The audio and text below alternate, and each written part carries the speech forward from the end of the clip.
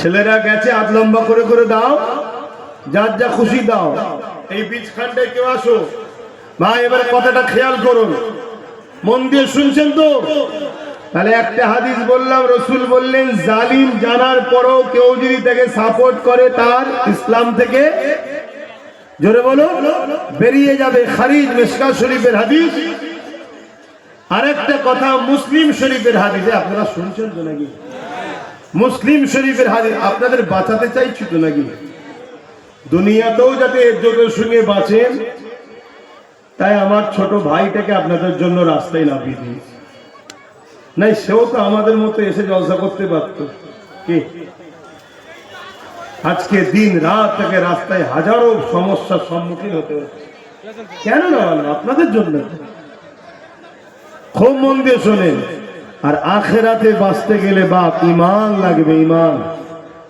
আল্লাহ নবী বললেন ৭৩টা দল হবে আমার উম্মতের মধ্যে, ৭২টা দল জাহান্নামে যাবে। ৭২ দলে নামাজ থাকবে না থাকবে না, রোজা থাকবে না থাকবে না, তারপরেও জাহান্নামে যাবে না যাবে না। কেন? ঈমান না থাকার দরুন জাহান্নামে চলে যাবে। আল্লাহ নবী বলছেন, আল্লাহ নবী বললেন, ভাই শুনছেন তো? দেখেন, তাহলে বলবো না, নবীর হাদিস বলবো, শুনবেন না, বিয়াদবি হবে। আল্লাহ রসুল বলছেন, মুসলিম শরীফের হাদিস। কোথাকার হাদিস? মুসলিম শরীফের। এখানে অনেক আলেম ওলামা, মুফতি মৌলানা আছে, ভুল বললে হুজুরকে ডাইরেক্ট শিখিয়ে দেবেন। নবীর হাদিস বলছি, কিন্তু চলে যাবার পরে যেন বলবেন না হুজুর ভুল বলেছে, এটা খারাপ জিনিস। আমি মানুষ, আমি ছাত্র, ভুল হলে শিখিয়ে দেবেন, আমি সত্যটা জেনে নেব। মুসলিম শরীফের হাদিস। আল্লাহ নবী বললেন, অন্যায় দেখলে হাত দিয়ে রুখে দাও। আছে না নাই? উলামা ভাইরা বলেন আছে তো নাকি? শুনছো যুবকরা? কার কথা বলছি? রাসূলুল্লাহ। এই হাদিস অস্বীকার করলে ঈমান থাকে? এই হাদিস কবরকে অস্বীকার করলে ঈমান থাকে? আল্লাহ নবী বলছেন, অন্যায় দেখলে হাত দিয়ে রুখে দাও। যদি হাত দিয়ে রুখতে না পারো, মুখ দিয়ে অন্যায়ের প্রতিবাদ করো। যদি অন্যায়ের প্রতিবাদ করারও ক্ষমতা তোমার না থাকে, অন্তর থেকে ঘৃণা করে দূরে সরে যাও। অর্থাৎ অন্যায় দেখলে তিনটে বৈশিষ্ট্যের মধ্যে একটা বৈশিষ্ট্য নমুনা যেন তোমার মধ্যে থাকে। যদি থাকে তাহলে ঈমান আছে, যদি না থাকে ঈমান নাই। নাম্বার 1, অন্যায় দেখেছে হাত দিয়ে রোখো। হাত দিয়ে রুখতে পারে না, মুখ দিয়ে প্রতিবাদ করো।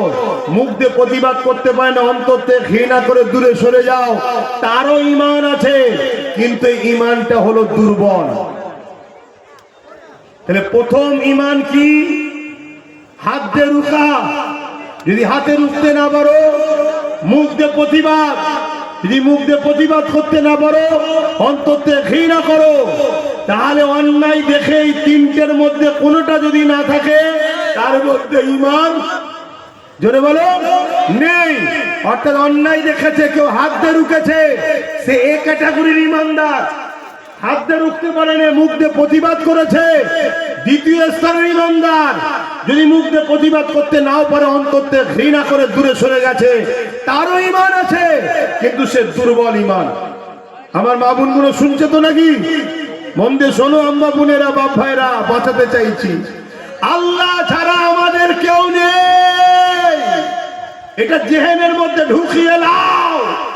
আর আল্লাহ যদি আমাদের হয়, বদরে ৩১৩ জন তো লাভ বিজয় আমরাই করেছি। জোরে বলুন সুবহানাল্লাহ। ও মন দিয়ে শুনছো তো? এবারে চলে আসো, মসজিদ, মাদ্রাসা, কবরস্থান, ঈদগাহ, খানকাকে কেউ যদি দখল করে ভেঙে দিতে চায়, এটা ন্যায় না অন্যায়? জোরে বলেন অন্যায়। কেন্দ্র সরকার 2025 কালা কানুন করে ওয়াকাফ সম্পদের উপরে মসজিদ, মাদ্রাসা, কবরস্থান, ঈদগাহ, খানকাগুলোকে দখল ও ভেঙে দিচ্ছে না, দেয়নি। এটা ন্যায় করছে না অন্যায় করছে? তো সারা দেবেন। জোরে বলুন। তাহলে রাসূলুল্লাহর হাদিস, অন্যায় দেখলে হাত দিয়ে রোখো, হাত দিয়ে রুখা দরকার আছে না নাই?